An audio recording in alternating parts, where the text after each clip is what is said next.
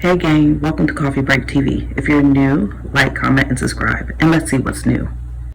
That PPP loan came back to bite me in the ass, y'all. These folks want me to pay them so much money, and to think that I thought I was actually doing something right.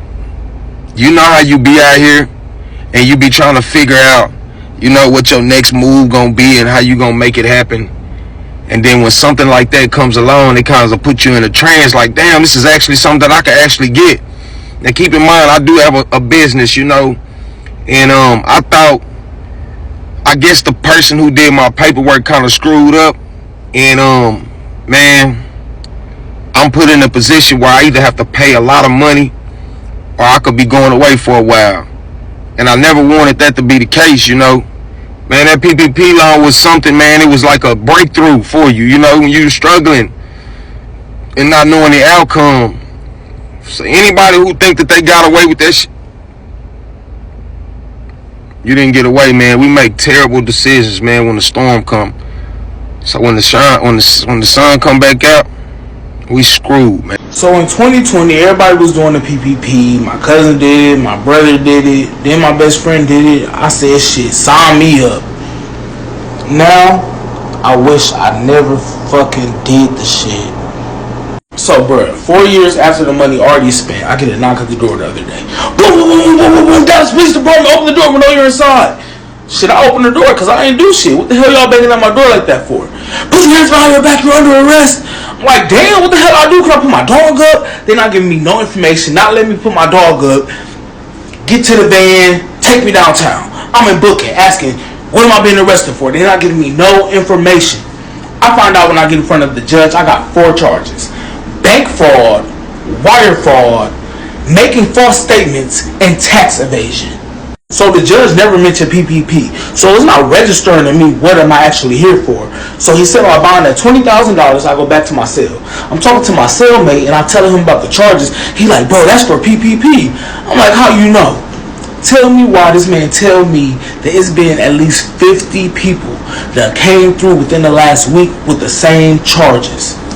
So the jail is overpopulated. The court's backed up for months. My next court date isn't until July. After I make bail, they tell me I gotta go on an ankle monitoring bracelet. And this bitch hurt. Bro, I can't leave the house. I can't smoke. I can't drink. I can't do shit. And mind y'all, they can listen to anything I'm doing at any given time and freaking talk to me through this bitch like it's a walkie-talkie. Bro, I talked to my public defender earlier, and this man tell me I'm facing 22 years in prison, but if I find a way to get them the $22,000 back, that he can get me less than 10 years. I don't even have money for a paid lawyer. So yeah, I got a $10,000 watch for sale if anybody want to buy it. Okay, you guys, I'm over here stressed out because you remember when the PP loan was here? I did the PP loan and I just got oh my God, I just got a letter in the mail that said I'm subpoenaed to court for this. And if charged, I'm facing 10 years in federal prison. 10 years in federal. Why I'm going to jail? If I tell y'all one more time why I'm going to jail, I did fucking fraud. That's why I'm going to jail.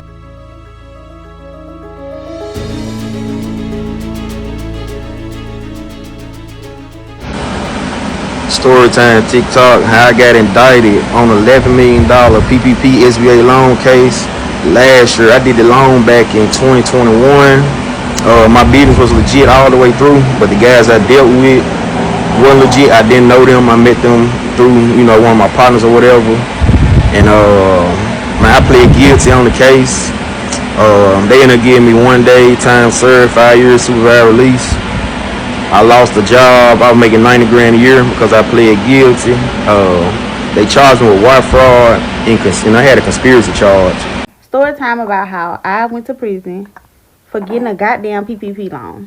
Okay, so I'm just going to start from the beginning when I got indicted. It was March 15, 2023. Me and my husband had just left from going out to eat because my son recently had like a kidney surgery or whatever. And we had been in the house. We've kind of been stressing and whatever. We sitting in the car chilling. And the car pull up. And my husband like, who the fuck this is pulling up in my yard? I'm like, I don't know. Shit, you know how they be. They be tripping. You know, them young niggas be paranoid. I look at my husband, he look at me. Shit just started getting weird.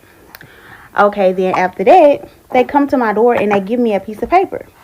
They say, oh, you just got a PPP loan. You just gonna have to pay it back.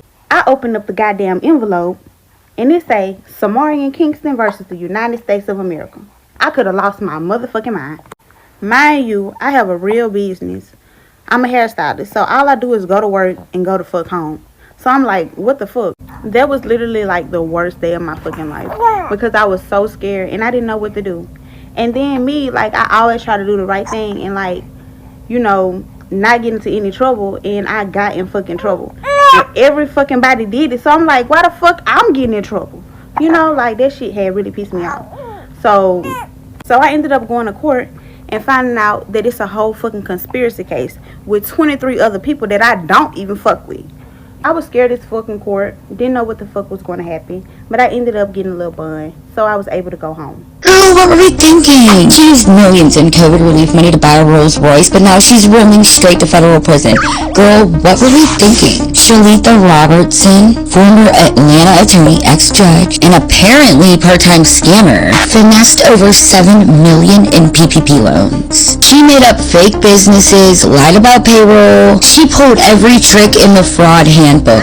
All while Uncle Sam was literally handing out free money, but not like this. What she did with the money is gonna blow your mind. Instead of laying low, she went full-on rich auntie mode. Bought a mansion, designer, everything, and a 2022 Rolls Royce. Ma'am, you can't scam the government and then start living like you're in a rap video. Hello? This is not how stealth works, honey. But of course, the feds were watching. Aren't they always watching? They followed the money, caught the lies. By 2024, she was caught. Shalita was convicted of wire fraud and money laundering. She just got hit with 7 years and 3 months in federal prison. Honey, there's no Rolls Royce in there. You're gonna get used to bologna sandwiches with maybe a little bit of mold, maybe a juice if you're lucky, maybe a cookie here and there. Sorry. The PPP warrant list is real.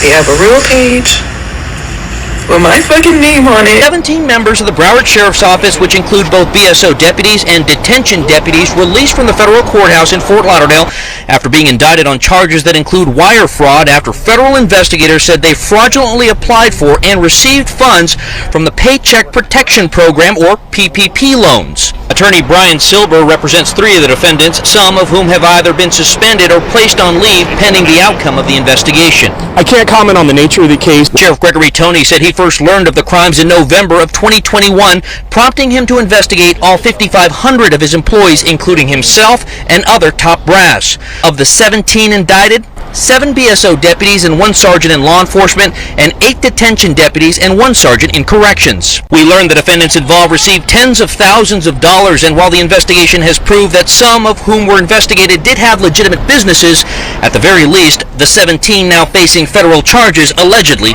did not.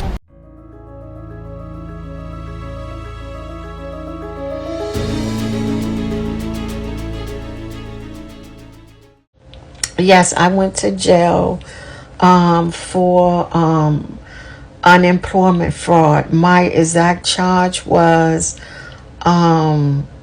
it was grand larceny, and it was because they was trying to bring several charges. It was grand larceny, and it was also an attempt to gain more unemployment money through fraudulent behavior, something like that.